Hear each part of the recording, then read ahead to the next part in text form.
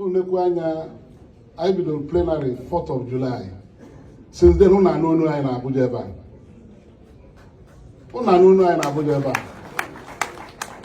Erosion na ravage Onisha Federal Highway from Onisha section to Oba section. Eba have go death trap. But Thursday last week, at least I moved the motion. Kabialwa the road. No, on Tuesday this week. I inspected it on Friday. Yesterday, we also worked in the National Assembly to bring some problems of the state to the fore. To remove a motion. Kalwa 33 Road, Utuacha, to Adani. We're going to have even Dani. Nke Oba to Onisha. Onye si go move down aga. Makoje daba ni me ba wa, oye blame onwe. Some lanes a collapse go. So now I am here to help the governor to save the money on well. Go well all on the other. So we are collaborating already. If I not sure what the man the bang, I'm going to leave the so. Mona no here Soludo high. I don't know chase Nwonye governor. And the governor they chase Nwonye. Also they been back out. You might I can keep here of your. So no what even so. If I know Otua Sai Kowala Yofman, I will be. I am no longer children. I can't say as chairman, I am going to kill you. Don't know which idea. Which idea? In Kenya, we find we never got bank come off. My idea as a governor, I'm away on that, but I'm as a governor. So I want central. Tony, you might as well one day we can just hand it over.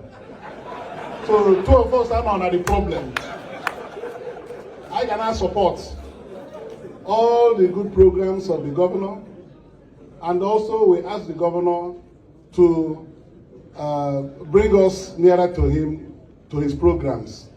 I look all Oga Fiva in Kime, Mobile Hamadike, John Mekute, na Abuja. So everybody in you have strong people, and we are going to bring our strength to support our dear state in all directions. Balonu.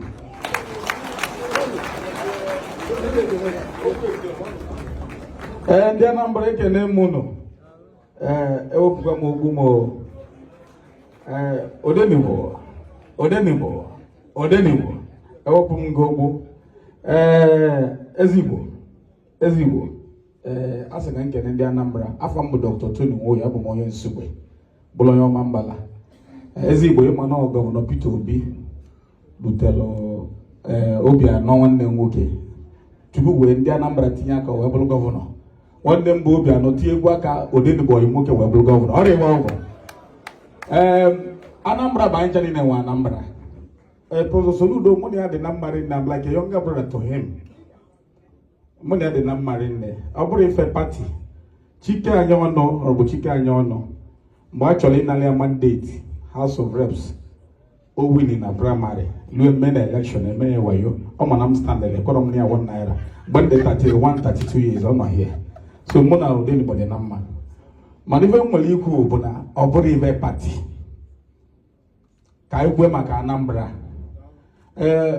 Ezigbo ọ bụrụ ife pati ka ọ bụ ịma in 2013 no one man from Ugbo, one prince from Ugbo bịa tinye ego tinye time sị ka mbụrụ gọvanọ Prince Eze mesịa ọwa Okorochukwu na-enye pawa. Elu 2017 itinyela aka Prince Eze tinye aka Chukwu sị na m agbabụ mbụ gọvanọ ọgwa m bụ Chineke tena ọrụ Chukwu mere ya ọ Chineke nye pawa nke anyị na-eme nke mmadụ ji bụrụ mmadụ anyị mesịa nke anyị Chukwu eme nke ya. The only ndụmọdụ ebe ọ bụ na ezigbo ifu ka m kwuo okwu odenigbo kpọọ meeting 100 times mma abịa 100 times ọgara mmanụ ya dị na mma, mana odenigbo ka ị gwa ndị ọrụ gị o Peter Obi bụ nwanyị nwoke na Nigeria tata.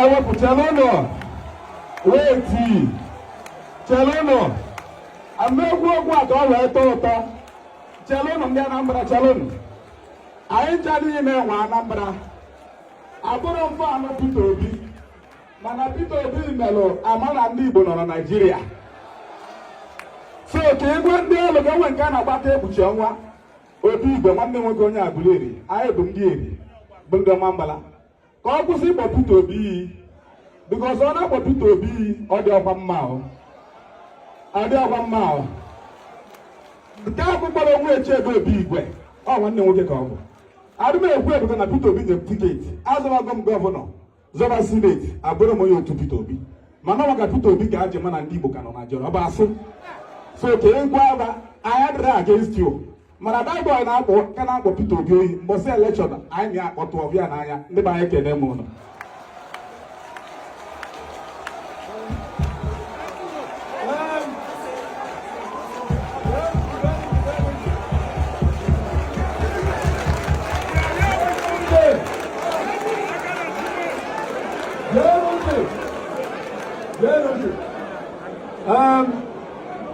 well, onye nọ n'ebe a nwere opinion nwere okwu aka ya Tony ife ikwuru otu isi wee maa o nwere onye echighị ife iji ọnụ gị wee kwu ife anyị na-ekwu na anyị chọrọ ga Anambra megịnị ka ọ dị mma aga Anambra dị mma o ege ntị amadi ife onye ọbụla na-ekwu ewee kpokọta niile mana ife a na-ekwu bụ ife eji ama aka report card bụ ọrụ mmadụ rụrụ ọrụbaghị iti mgbu asị na arụrụ ụzọ 10 kilomita emechọọ ya ọ bụrụ na 10 kilomita eme gịnị amaka good ọ bụrụ na emere ife ọbụla abụrụ na enene ọbụla ọ dị mma ife na-ekwu bụ na ka anyị wepụrụ sentiment n'ife anyị na-ekwu ka anyị gwu ya bịara ebe ime mgbu ya na-eti ejiri mgbu eji ego mmehie asụ na asụrụ ejiri iji mgbu amani elu eji ebe ọbụla esicha mgbe na ọnwa ya ekwuo ife anyị ekwu okwu Naijiria anyị ekwu ya ọ bụrụ by sentiment ọ bụrụ na ebụrụ ndị Igbo ma ife anyị eji nwayọ ọ bụrụ nsogbu ka eji eji ebe ọbụla a ga-eji nwayọ so daalụ kịta anyị ga-egezi ntị ebe ọ na-ekwucha anyị ege ntị ka a gwazi anyị ife jikwa anyị okwu a ọkwa na eziokwu daalụ